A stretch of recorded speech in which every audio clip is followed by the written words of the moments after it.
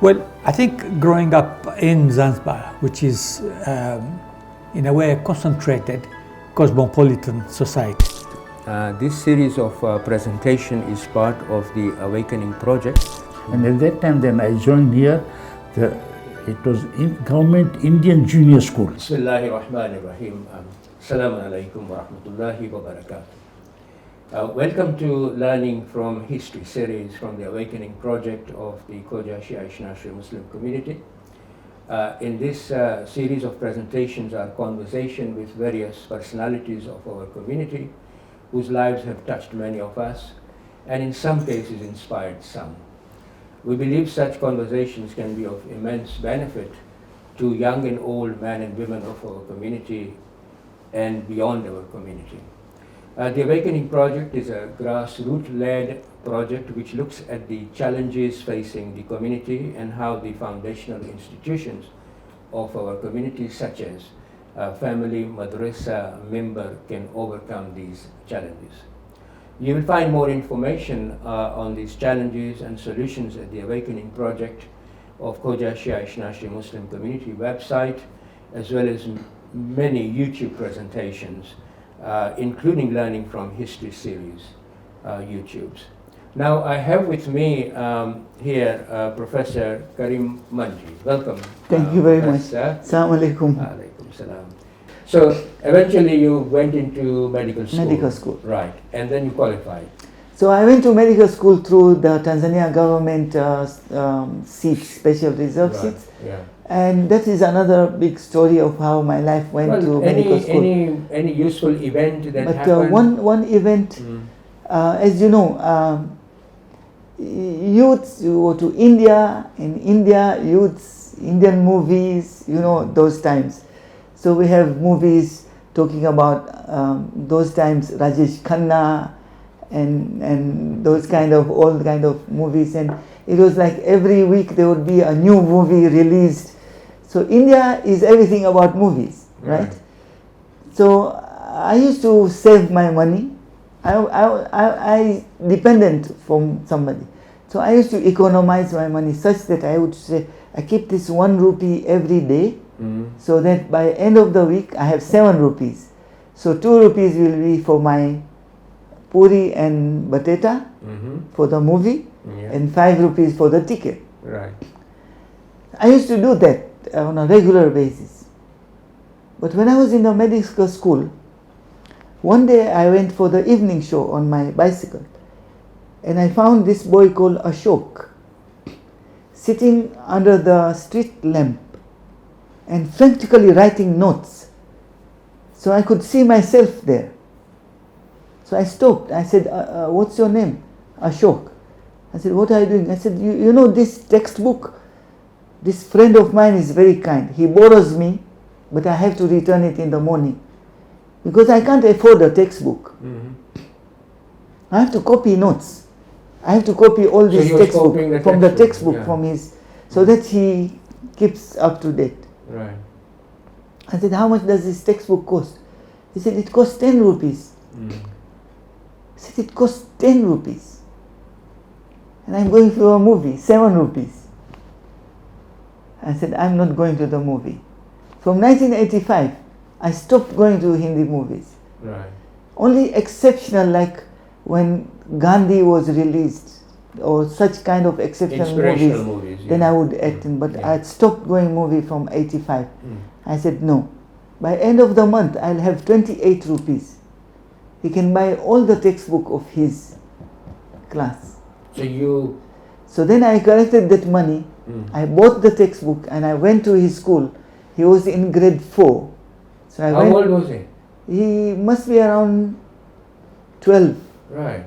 Okay. 10, 12. So I went to the school, I met the head teacher and said, I have a set of textbook for Ashok. Which Ashok? Ashok. I said, I can see him, I know him by face. Right. So he took me to grade 4. Is this the boy? I said, this is the man I saw on the street. So then I gave him the books. I said, when you finish this class, you give it to the younger one. When you go to grade 5, I buy for you books for grade 5. And for grade 6 and grade 7. And I was in a medical school. And I finished my internship in the same in the same locality. So I saw through him until he finished his primary school. What a nice So that was a very, very useful thing for me. Okay, so now you qualified. Yes. And you came to Tanzania. So I finished my internship, and after internship I worked for about 1 year in New Delhi, and I got a central government job, which was a very highly paying job. So I gathered some money for my wedding. Okay, so how was that? Okay, let's talk about that. How was that organized? So it was all arranged because the same godparents who supported so now me. Anwar Bhai and Teki Bhai have been supporting. They were sending money through Canada. You know, at that time, during the time, the first phase of foreign restrictions. So they used to send money from Canada to my bank account. Right. Used to go money transfer. And they made sure that for 5 years, I had for no 7 problems. years, you had no problems. So after that, now I cannot go on depending on them. I want to get married. So when I told them my indications that I want to get married. You knew about the girl? So the first question was that. So Anwar Bhai asked me, you know, the minimum requirement for getting married, my son, is to have a woman in your mind. Who is she? I said, I have no idea. You don't even know whom you want to marry, and you want to get married. I said, yes, I am ready to get married. Yeah, now find me a girl. So find me a girl. So Mama Keki said, you know what? Knowing you, I have a girl in mind, and she will be the best choice for you. So not at these times when you Facebook and WhatsApp and social media, you meet and talk and greet and know what is your future big plan and what is your this and what is your hobbies and things. There was nothing of that nature. Your mother says, this is a girl who will suit you. They know you very well. They call in Gujarati, they know your sabhav, they know your temperament. This girl will suit you. Had you seen her before? I had a glimpse of her for less than 10 minutes. Okay. And what happened? So I saw her and I talked to her. And Mama Keki told me, it is that girl you were talking to, remember? I said, yes, Sidika. Oh yeah, okay, maybe, she's fine. And she also agreed? And when they sent my message to them, and she said, oh, it is that doctor. Yeah, I think he's a very nice man. Okay. So, there we are. So now you got married. How So many children have you got? I have 4 children now. All right. This because I don't want to miss that part afterwards. So you've got 4 children. 4 children. So when I started... How many children? You said 4? 4. Boys and girls? 2 boys and 2 girls. 2 boys and 2 girls. Alhamdulillah. So my first daughter is a nurse by profession. Good, yeah. And now she's doing her master's in critical care and trauma nursing. Well, in Dar es In Tanzania, in Dar es Salaam. Right, okay. And my son is an emergency medicine resident in his 3rd year now. So he's a doctor qualified. A doctor, yeah. Right. And my 3rd child, she's doing biotechnology in Manipal University. In where? In India. In India. Manipal. Biotechnology. Yeah. Which is an up and coming subject matter. And my little one is in Form 2. Right. MashaAllah. So And he wants to be agriculture scientist.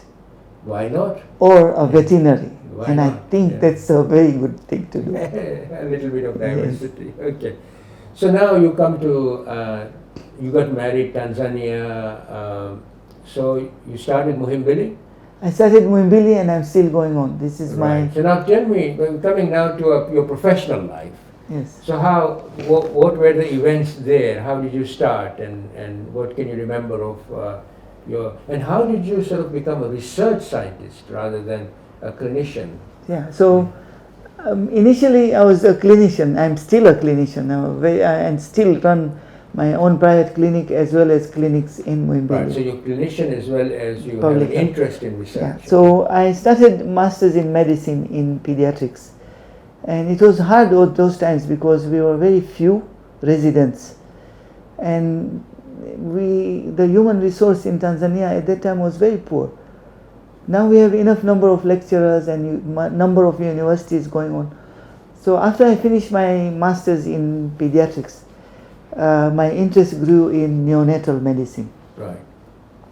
So there Why was a specifically neonatal? How come that your interest grew? What yeah. was So that specific while I was thing? doing my pediatrics, I found newborn babies very vulnerable, Right. and unfortunately, and it's a very humiliating way of saying it, but I want to humiliate myself because we professionals are responsible for these neonatal deaths. So I would go to the neonatal unit and I would see scores of newborn babies dead, like chicken.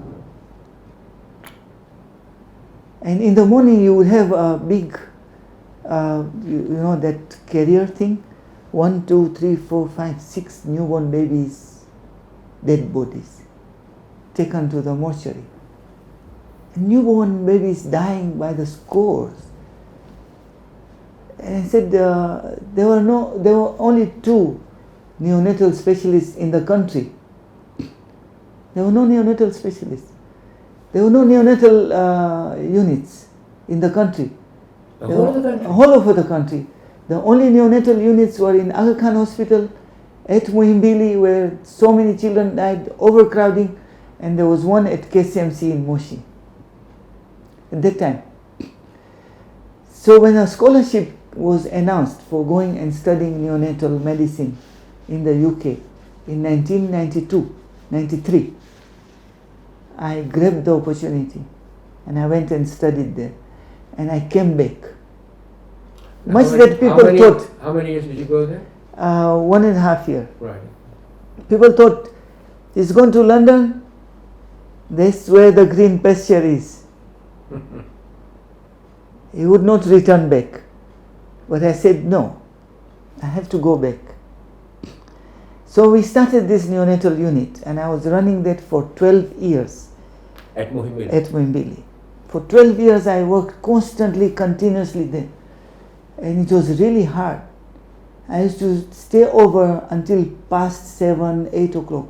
Sometimes in the month of Ramadan, my wife used to come very angrily, and rightly so, with a tiffin, and said, it is time to break your fast. You will die here and nobody will do anything for you. Now can you have your iftar now? And I said, don't embarrass me in front of the staff. So she was jealous of your second wife then? Definitely. And she said, eat this and I'm not going home until I see you eating it. And I knew back in my heart I would say, how nice, she brought this food for me. But I was angry, typical. But you appreciate it. Yes, definitely. And she would stay there. Whatever you tell me, whatever you say to me, I am not budging. I am standing here until I see you eat this. And I would eat, and I would eat, and I would finish it, and she would take. Okay, you can continue until midnight. It's fine. Here is the house key. When you come in, open and get inside. I'll be sleeping. Right. I would go home, and she would not be sleeping. She would be waiting. Right. Because of my safety, walking from Muhimbili to home. She would be worried. Right. That was not a zamana where you would have a mobile phone or call an Uber or do things. So this was I need to do neonatal medicine. And for 12 years you then In the neonatal. You worked to set it up. Yes. So then I got an opportunity to do some small research in the same unit. Then I went to Harvard. America. Yes. So I got a scholarship to do my master's in public health in Harvard. That was in 2002. What was it like there? So it was amazing. The facilities. The facilities, and they say they bring out your potential. Really? And they bring out your potential. How do you think they bring out your potential? They are actually, it's more or less of similar things. Like, okay, so you think neonatal deaths are the highest in your country. So what are you going to do about it? Oh, I'm putting drips, and I'm treating neonatal infections, and I'm treating septicemia, and I'm treating this, and I'm treating meningitis, and I'm treating jaundice. I'm saving lives. I said, but this is not where it begins. The disease begins somewhere else. So why don't you go somewhere else to stop it from beginning? That's my mind opened on public health. I said, that's where the resources should be. The source of these infections begin. So prevent low birth weight, prevent neonatal sepsis, advocate, for example, clean hands, washing hands, advocate this, advocate antenatal care, advocate prevention of infections, advocate immunizations. These are all preventive aspects. That's all public health. So then I finished my public health degree and I did so well that my mentor, what was his name? Wafai Fawzi, he's originally Egyptian but American now, and he had stayed there in America, and he was my mentor. He said, write this grant on a research of how to prevent mother-to-child transmission of HIV. So I thought he was joking, and he was really, really serious. So I wrote a grant, and we had all the resources. We had epidemiologists, biostatistician, all these things, and I put my mind there, and I got a 2-year, $1 million grant to run the show in Tanzania. $1 million. Over 2 years, so 500,000 for each year. So I was able to now lead a research with his mentorship as a PI, lead that research and give out to the community that here you are, you have a master's in public health, you have a grant, you do a research. Over 60 people were working under me. That $500,000 were so many people employed through the research. So much research being done and preventing mother-to-child transmission through breastfeeding by allowing the mother to continue breastfeeding the baby, so the baby gets the goodies of breastfeeding, and giving oral nevirapine so the baby does not get infected from this HIV positive mother. And it became a global policy. It changed the global arena. Mashallah. And I got my first professorial inaugural lecture and professorship from that research. So, and therefore you can see it was a turning point. Absolutely turning point. So basically, out of this, developed a protocol for not transmission of HIV. And mother breastfeeding the baby. And that protocol the transmission was 15% without this intervention. It went down to 0.05%. Negligible. And so this became a protocol globally, WHO, universal. It was part of this research. Besides other research from other countries, which also consolidated these findings. But this was an important finding from sub-Saharan African country. So that was the turning point for my career, that now you become in the global arena. You are a researcher, successful one. It wasn't easy because monitors came in and out every time to monitor, to make sure this is a scientific research. There was a point of time it was going to be closed down because we were slacking in some of the things. You know how it is when you are just doing a research. You require the lab people, you require so many different things inside that thing. The pharmacy, the follow-up, the counseling people, the trackers who would go home, the med queues to follow. And there were some issues with the research in a developing country. It was very, very difficult. There was a point they were going to close down because we had so many difficulties and deficiencies. And I said, no way.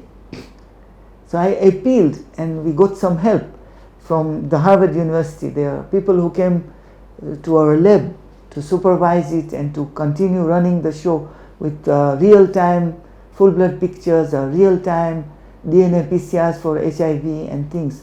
And it went through. But then that built my name. That here is a researcher who is committed. So one research gave birth to another and to another and to another. Now I have finished diarrhea research. Now I have 2 more research going on. So now the 5 research that I mentioned in the introduction, the first research was this one. This one. What's the second one? The research on multiple micronutrient supplementation. Can you briefly Enlighten us there. It is about, everybody talks about vitamin deficiencies Sure. in children's growth, and it reduces diarrhea and respiratory illness. So here we had offsprings of mothers who are HIV positive. Mm-hmm. So how about giving these offsprings multivitamins Mm. in a placebo-controlled fashion Mm-hmm. and see if it will reduce? Right.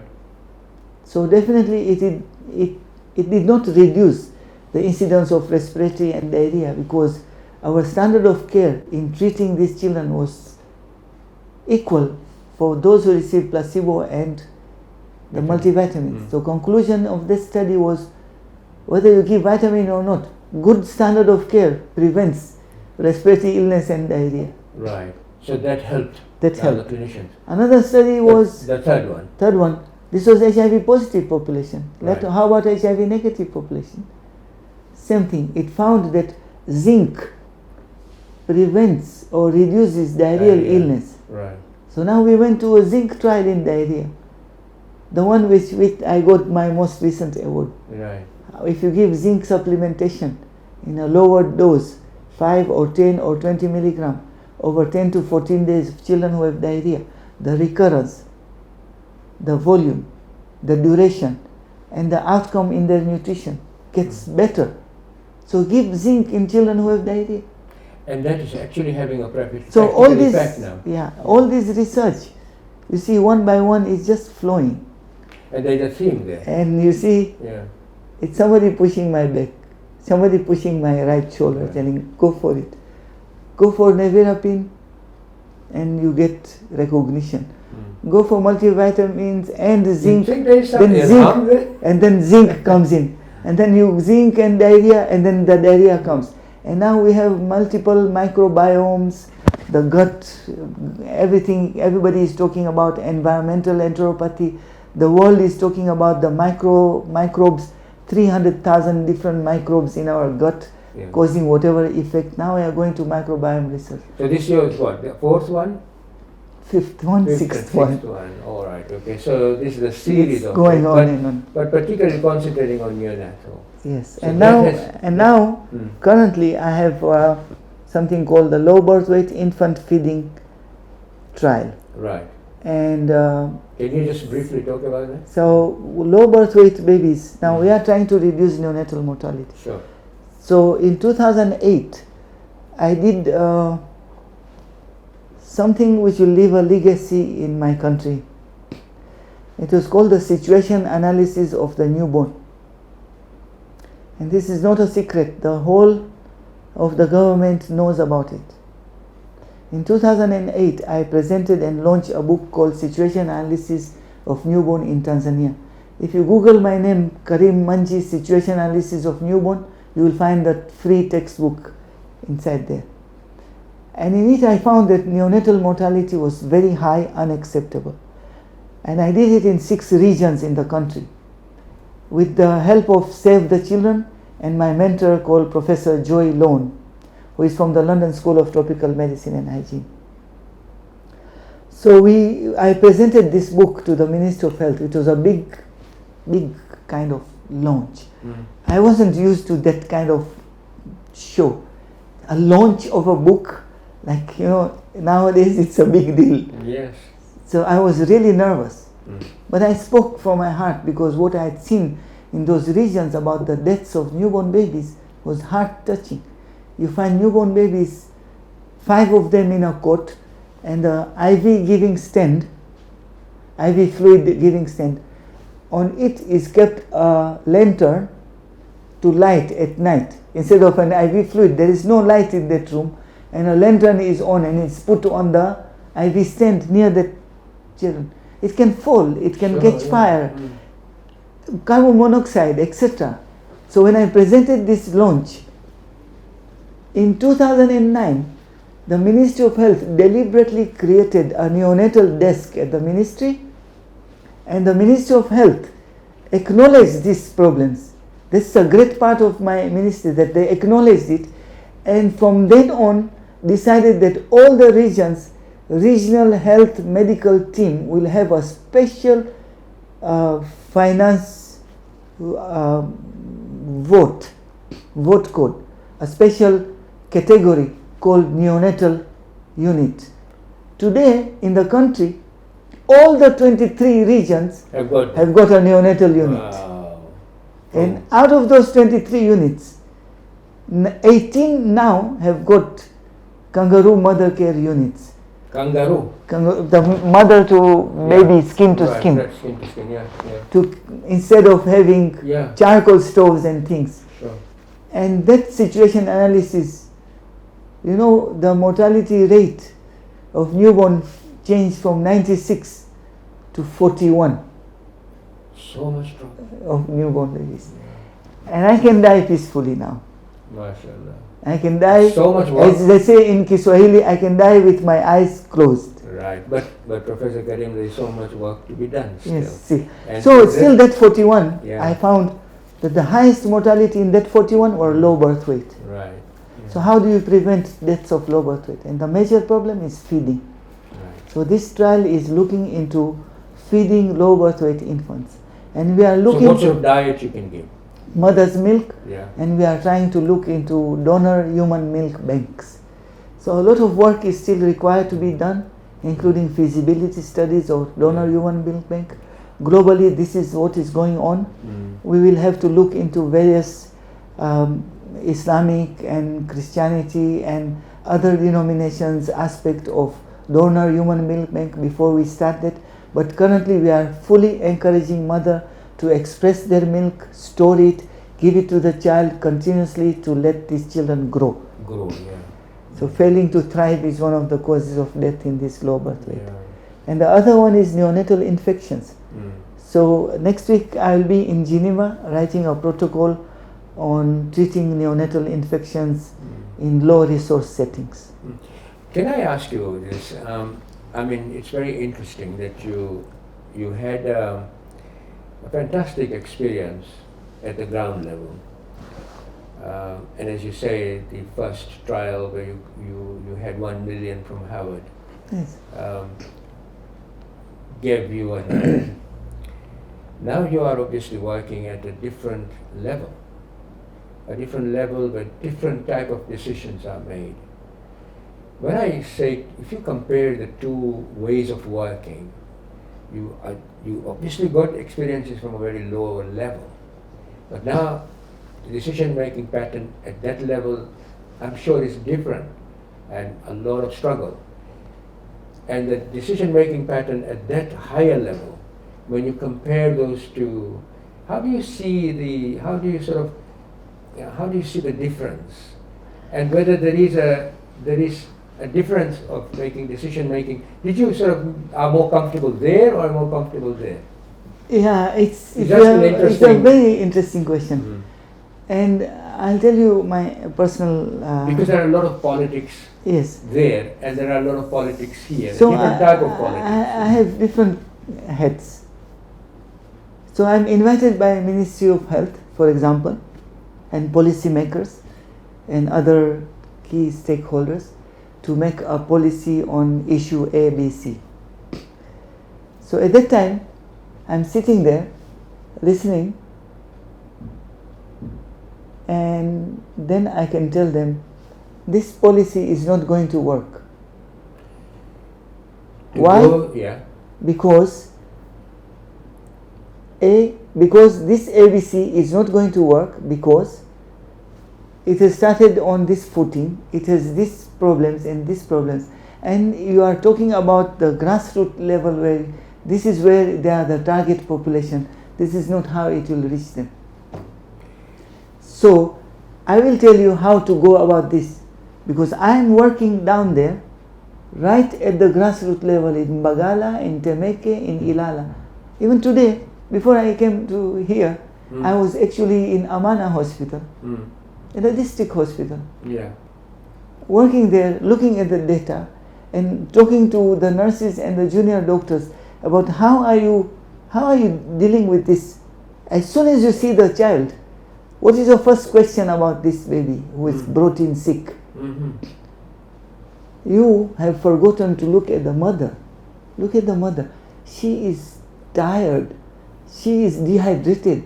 She looks sick. She is so anxious. She doesn't know what will happen to the baby. So talk to her, Mom, do you want to have a cup of tea? Can you have a cup of tea first? And then you tell us what happened to your baby. She will reveal a lot more information. Will find she is human, she is wanted. Yeah. Then when you talk to her, she probably came out from her house at 5 a.m. to be able to reach here at 8:30. And now she has a sick child, she doesn't know what to do, she is anxious. She's not even taken any water. So would you say in that case, I'm sorry to stop you. You see my point? So when I talk to key stakeholders, they talk all these glossy things in papers. Right, and forget then I these came things, to tell them, look, you are forgetting this bit. So they would say, oh, right, I think we will change this. Oh, right, we'll change. So I am very happy because I have been through the upper part. I have been a dean. I have been a deputy vice chancellor of my university. I have been to all those situations. And I know how they are working. And I know what is required down there. So, again, that somebody tapping my right shoulder is telling me you have to be on both the places. So would you say that countries which have advanced health services and have got perhaps a developing fund for less advanced health services in a country, say in Africa or Asia, you as a very critical mind being present there, make these resources more effectively reaching there by identifying those areas that they may not be aware of. They're just aware that we are trying to sort of uplift it, but hopefully the fund may not even reach where they think it will reach. And your role becomes very critical. Very critical. So for example, I mean, just as an example, we had in one of the research to follow up the mother and the child at home. And the donor is saying, it's very easy nowadays to follow the mother at home. Take this motorbike people, you can rent a motorbike and a driver. They can easily go through all the traffic and reach in that rural, semi-urban area, and then they can go and deliver the medicine as well as the case report form, and the mother will tick and come back. I said, my friend, this is not how it will work in Tanzania. Right. Okay. And they listen to you. This man goes with his motorbike to that house. The young woman who is given delivery to a baby who is just few months old. This man goes to that house, delivers the medicines, gets a form signed, whatever questionnaire he fills, and comes out with his motorbike and comes to the research site. The neighbors will see a man coming to a young woman who has delivered a baby. Her husband has gone to work. This doesn't work. Excuse me. I will send a nurse. And she will wear home clothes. And she will go with her purse on. And she will have her medicines and her notebook, computer notebook inside. And she will go home and she will meet that mother and she will talk to her. And she's a woman with her plain clothes going to another woman, talking, delivers the drug, gets the questionnaires filled and come. This will work. That will not work. This is a normal perception. It's just a small example. It is a very simple example. Now, Professor, I want to come to because we have not got much time now, so I would want to talk about community now, just to end the thing. Now, obviously, you have a successful, alhamdulillah, research program, and may Allah grant you blessings to achieve even more. How come to the community, go back to your life at the poverty level when you're with your parents. Parents passed away at a young age, your young age. Then the philanthropist and those Samaritans came and helped you, and they still, I think, you still are very grateful to what they have done. Absolutely. And imagine that their contributions are being also recognized, what you have contributed to humanity generally. Absolutely. And for Tanzania, and we as community are very proud of the fact of what you have achieved. Our community of course, has its own strengths and weaknesses, but at times have stood by you at your needs, because these were from individuals from our own community. Absolutely. So that is one part of it. But looking at the future of our community, you must have reflected on how the community is developing. It has helped you. 50 years down the line, do you think that your children's children will have the same sort of facilities and benefits from the community that you derived? Do you feel that the community's future, unless of course there is a contributions coming from those generations who are part of young generations, contributing to the community's upliftment and success? If we don't have that, obviously we would not be able to see those type of benefits that you have received being received by the future generation. So what sort of views you have on the future of our community? I think there are two aspects of it. One, community as a whole is doing their level best to have these scholarships and that scholarships, this facility, career workshops. As you can see, it wasn't any of this kind in my times. There are so many career workshops, career guidance, our own schools. You can get scholarships, loans, and so many opportunities are there. So the community is doing immense on that aspect. But there is another aspect, which is also in a way a community. It's not community as administrators or office bearers community in that way, but community like us, like community, the people, the people. There is still something there which is lacking, I think. It is the focus and imbibing into our children that nothing comes easy. And you look further, focus in future in education, invest in education. So if your child is nurtured that way from day one, that education, you will fall down, but you have to fall down to stand up. You can't just be born and start running. But this is how you nurture your children, that listen, you focus. Don't go for shortcuts. Okay, you can't study A levels. Okay, fine, my dukan che, there is a shop. We can do a business together. Fine, it will run for 10 years, 20 years. But they will be hollow inside. So make them focus on getting education. And I'm not saying that should all become doctors. Education, there's so much in IT, artificial intelligence going on. All these things which is going on globally, on how people are managing. Who woke up one day to start Uber? Somebody used his mind and used IT facilities and used internet and used this and that to create such an environment. But if you are not educated, and if you are closed in a cocoon, we are not going to progress. Because here, outside, Jamaat is providing all the facilities. But here, me and my fellow parents aren't seeing that and beyond that. We are not using this opportunity. So even the opportunity I got by a good Samaritan, that time Jamaat had no such facilities of career counseling, and I went through a hard pathway, but Alhamdulillah I went through it.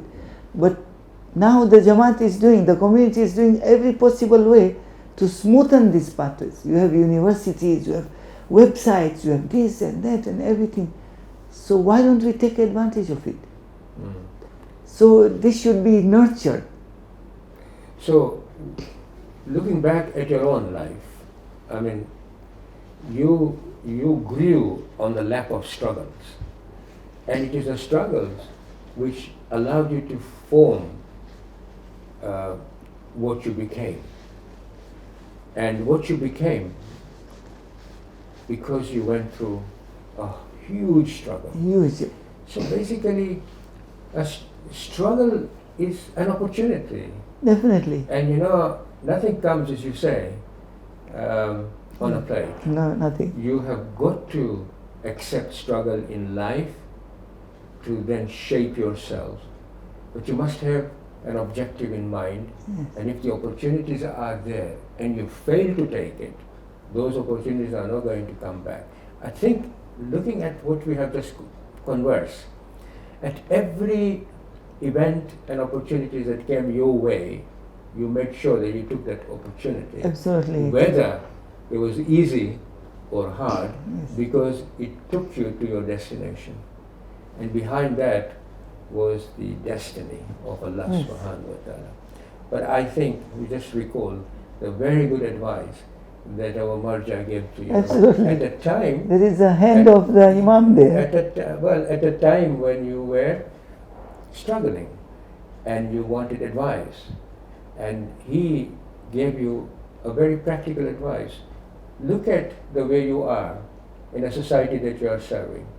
If at the end of the day you are serving the poorest of the poor, then you are needed there, and keep up, because that is what Allah subhanahu wa ta'ala wants you to be there. And look at what contributions you are making on those 5 to 7 research, or 2 research that you're doing now, but 5 research previously, on just saving the lives of humanity.